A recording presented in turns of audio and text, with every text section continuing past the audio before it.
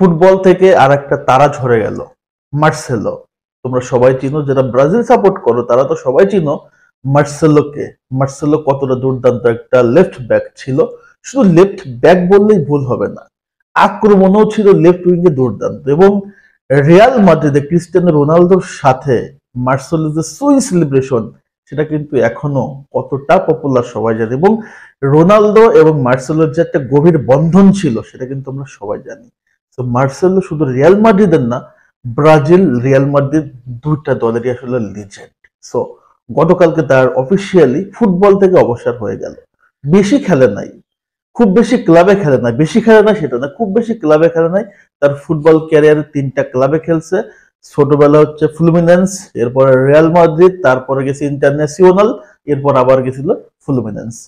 এই কয়টা ক্লাবে কিন্তু তার ক্যারিয়ারটা শেষ করছে। এখন আসি মার্সেলোর আসলে টোটাল ফুটবল হিস্ট্রি কিছু গল্প বলি।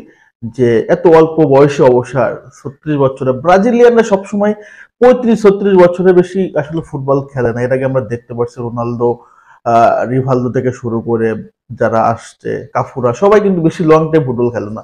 তারা একদম প্রাইম টাইমে আসলে অবসরটা নিয়ে নেয়, যখন তারা ফুল ফুটবলটাকে আসলে আরো কিছু দিতে পারতো, তখন তারা অবসর নিয়ে নেয়। দেখো, ব্রাজিলের ম্যাক্সিমাম ফুটবলাররা আসলে তৈরি হয় হচ্ছে গরিব ফ্যামিলি থেকে।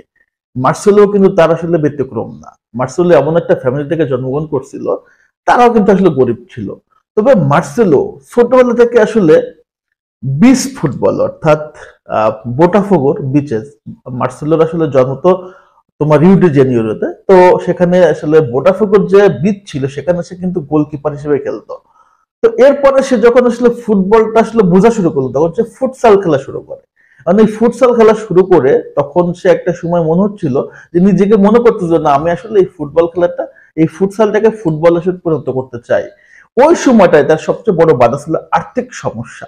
এবং আর্থিক সমস্যাটা তার ফ্যামিলির মেটানো সম্ভব ছিল না। কিন্তু এই কাজটা তাকে সর্বোচ্চ সহায়তা করছে তার দাদা, অর্থাৎ বাবার বাবা, আমরা যাকে দাদা বলি, সে দাদা তাকে সর্বোচ্চ সহায়তা করছিল। যাতায়াতের ভাড়া ছিল না, যে প্র্যাকটিসে যাবে যাতায়াতের ভাড়া ছিল না, সেজন্য তার নিজের গাড়ি বিক্রি করে দেয় দাদা। এবং সেটা বিক্রি করে দিয়ে কিন্তু মার্সেলোকে ফুটবল হাতে করে দিতে সহায়তা করে। সেখানে কিন্তু থেমে থাকে না তার দাদা। এবং যখন সে ফ্লুমিনেন্সে আসলে একাডেমি দলে প্র্যাকটিস করে, যখন ভালো একটা রেজাল্ট নিয়ে আসে বা প্র্যাকটিসে ভালো করে, এবং মনে হচ্ছিল যে হ্যাঁ, সে এখন ম্যাচ খেলার যোগ্যতা রাখে ফ্লুমিনেন্সে, কিন্তু তখন ফ্লুমিনেন্স তাকে খেলতে দিচ্ছিল না বা কোনো ম্যাচ খেলাচ্ছিল না।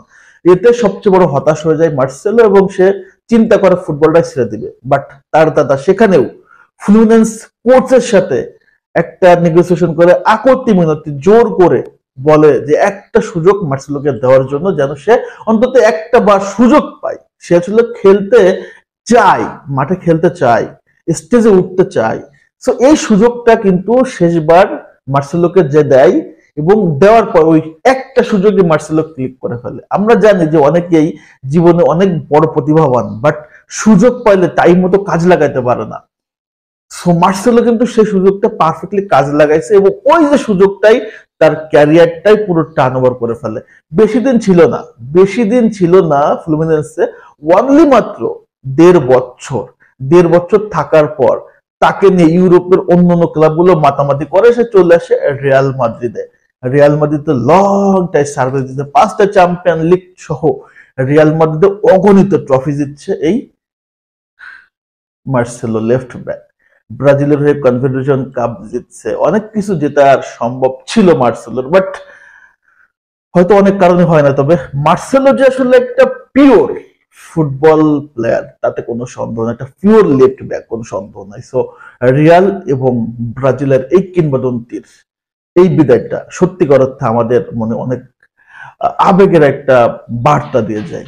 চাই যে মার্সেলো ভালো থাকুক, এবং হয়তোবা নেক্সট কোন ফুটবলার সাথে থাকবে, তার ছেলেও আসলে ফুটবল খেলা শুরু করছে, নেক্সট হয়তো ভালো কোনো ক্লাবে খেলতে দেখবো আমরা। সো মার্সেলোর এই ফুটবলের বিদায়কে আমরা আসলে সদর গ্রহণ করি, এবং দোয়া করি যেন মার্সেলোর পরবর্তী জীবনটা আরো সুন্দর কাটুক। তবে মার্সেলো ফুটবলে যেগুলো দিচ্ছে সেগুলো কিন্তু আমরা কখনো ভুলবো না, এবং এই মার্সেলোকে আমরা সব সময় মনে রাখবো, সাম্বা বয় মার্সেলোকে সবসময় মনে রাখবো। সো মার্সেলো সম্পর্কে আপনাদের কোনো অনুভূতি, আপনাদের কোনো মনে রাখার স্মৃতি যদি থেকে থাকে অবশ্যই কমেন্ট বক্সে কমেন্ট করে জানাই দিবেন। সবাইকে ধন্যবাদ জানাচ্ছি। আরেকটা ব্যাপার যে আমার ভিডিও যদি আপনাদের কাছে খুব ভালো লেগে থাকে তাহলে ফেসবুক থেকে দেখলে আপনি ফলো করবেন, ইউটিউব থেকে দেখলে কিন্তু আমার চ্যানেলটা সাবস্ক্রাইব করতে ভুল করবেন না। সবাই ধন্যবাদ। আল্লাহ হাফেজ।